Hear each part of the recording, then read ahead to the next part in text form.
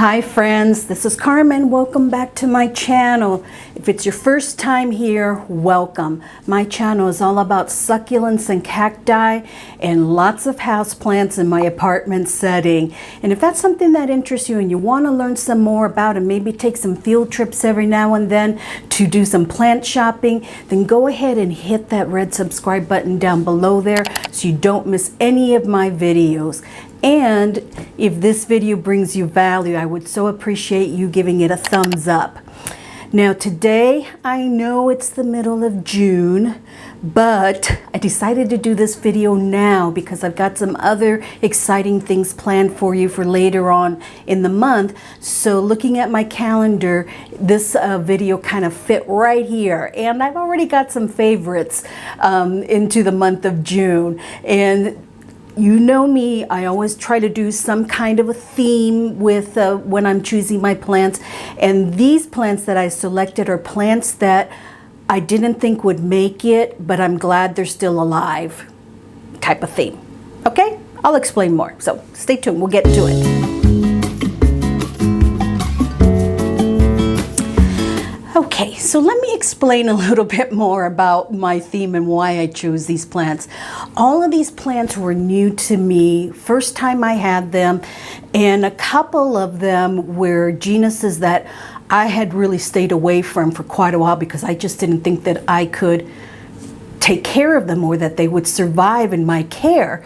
So that's why I selected these. So let's get to it, and let's start off with those two that I had mentioned that I just didn't think would survive, and those are begonias. First one here is my Begonia Maculata, Whitehead. Look how tall it is.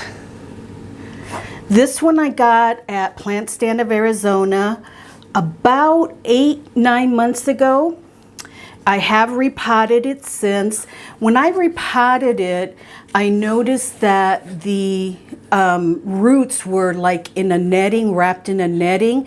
So I did take that off, and it seems to have really helped the plant because it started to really grow then. Now it is getting kind of leggy right here, and I am thinking of cutting right here and propagating this section and repotting it to make it a little bit bushier. So I'm thinking about that. I have it under my new grow light here in the plant room, and it seems to really be liking it there. And it's, you know, about 4 feet away from the humidifier, so I think it gets enough humidity. Every now and then I'll find some crunchiness on it, but it's giving off new, excuse me, new leaves all the time. See, it's got a little crunchy right there, but look on top right there, it's giving off new leaves. And I think they're nice size. So I'm really happy with this begonia. Now, this is a cane style begonia, so I did have a Rex begonia that I bought, I think, at the same time, and that one did not make it. So it's kind of been determined that I do better with cane style begonias than I do with Rex begonias. So having said that, here's another one that I got from Plant Stand of Arizona. This is the pink polka dot one. And this one is kind of bushy, but it's starting to spread out and it's starting to get some growth there. I bought it already potted in this nice gray graphite looking pot, and it had already really nice soil in it. I think this may be Fox Farm, and it has a little bit of crunchiness on the leaves, just a little bit, but again, it's giving off lots of leaves down there at the bottom in the center. And this one is right next to the humidifier, and it gets light from the grow light, the same one as the Begonia Maculata. But I'm really happy with it. I love the darkness of it, the pink dots on it. I'm really hoping that one of these will bloom for me. Neither of them have bloomed, so it'd be nice to have some little begonia blooms. So I am on the lookout now for another cane style begonia. I'd really like to get the Looking Glass, I believe it's called, where the leaves are real silvery and shimmery. I think it's called the Looking Glass. And so I'm on the lookout for that. I saw it once at Whole Foods and I didn't pick it up, and now I'm kicking myself for it. So I'm gonna have to go back and check. So those are the two begonias that I'm so happy are doing well. Now another genus that I started to do well with, and this one is part of that. This fern, my Kangaroo Paw Fern, is doing wonderful. It's just growing like crazy. And this bird's nest fern that I got from Urban Jungle that they sent me, look how beautiful that is. I have it on top of my bookshelf here in the plant room. This is the first little brown spot that I have seen on it since I got it. This one pretty much tells me when he's ready for a drink of water, because the leaves will droop down. So I take it out. It's still in a nursery pot in here. And I did repot this into a little bit chunkier soil. So I take it out, give it a good watering, and then put it back. And sure enough, within an hour, he's perked back up like nothing ever happened. But it's a wonderful statement plant. I love it on top there of the bookshelf. The rippleness of the leaves adds such wonderful texture to it. Nice and long. It's really cool down in there. I think I see one that maybe, I can't even see if I'm showing you right here. So this leaf here, I think, is the newest one. So yeah, this bird's nest fern is part of the fern family that I only have a couple, and it's doing really, really well. So again, another genus that I didn't think I could take care of and thrive, and it did. Now, peperomias, I do have a couple of them.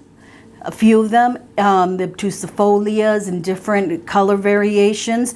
But this Raindrop Peperomia, Peperonia polybotria, I believe it's pronounced, was one that I got at Walmart when they had a Costa Farms display there, and I had gotten the watermelon also at the same time. They were both not looking so good, but I bought them and decided to take care of them. I repotted both of them. I am sad to say that the Peperomia watermelon did not make it. It was just too far gone from when I bought it at Walmart, and you all know how I feel about Walmart plants now. But this Raindrop Peperomia had 3 stalks on it. One of them didn't make it, but these other 2, it's actually one that's kind of forked off, made it wonderfully. It's giving off new leaves there. Got one little leaf there that's a little bit damaged, but a big one down here. And this one, I have it in the Delatank soil, and it's doing beautifully, giving off all of these leaves on top here are brand new, and little ones coming off too, more of them. So I water this when it's completely dry, basically, and just check it with my finger or with the moisture meter, and it's on this little table back here, and it gets, it's about 4, maybe 5 feet away from that east-facing window, so it's medium light that it's getting, but it seems to be doing fine, and it seems to like that. So this one here that I did not think would make it is doing beautifully. I love it. I'm looking forward to it growing taller. So we'll see how it does.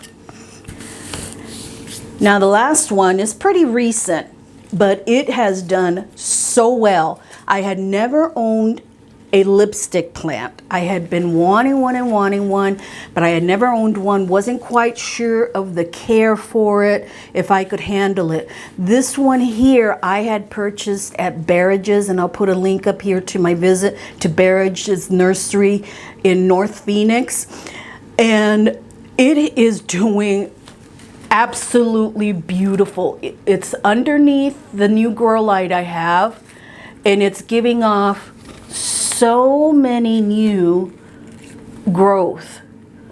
It has not bloomed for me, but I mean, I can't even count how many new little growth points. Even on the long trails, it's giving off new leaves there. I have not repotted this one. It's still in its nursery pot and soil, even it's still the same hanger here, because it's doing so well. I think it really, really likes that grow light. So it's high in direct light, or grow light. So it's doing beautifully. I love it. I really, really hope that it does bloom for me this summer. Just gorgeous. I think I need to turn it around and have this side facing the grow light, because this one here is really, it's kind of getting, you know, more on this side. So maybe turn it around. But it's beautiful, isn't it? If I do say so myself. But this is a plant I had never had before. I was really, I don't know if I can take care of this one. And it's just gorgeous. Now I have one last little surprise. Those were all my plants that are doing wonderfully for the month of June that I thought would not make it, but they did. But I want to show you some succulents that I recently got and shared with you, and the amount of growth that these babies are getting. These are my two Euphorbia lactea white ghosts. This one here I got from my friend Anxious Garden on Etsy, not Etsy, excuse me, on Instagram, but she also has a website. Look at the amount of growth that's giving off there. Just incredible. Both of these, I've been growing like this for the last 6 weeks. This is the one that I got a really good deal at Lowe's about 4 weeks ago. And look at the growth on that. I'm trying to get you in. Okay, come on, honey. It's just incredible, the amount of growth and giving off arms and everything. I mean, I was just so excited about it. Even down here, I was so excited about it that I couldn't wait to do a separate video to show you guys. I wanted to show you right in this video. I mean, just look at the arms on that. So this one I have in my entryway. It's in front of the east-facing patio door. So it's about 5 feet back from that window. So it gets medium light. This one I have right here in front of the east-facing window. Neither of these get direct sun, and that's good because that will burn them. So I have this bigger one here in the east-facing window, so it gets a little bit higher light.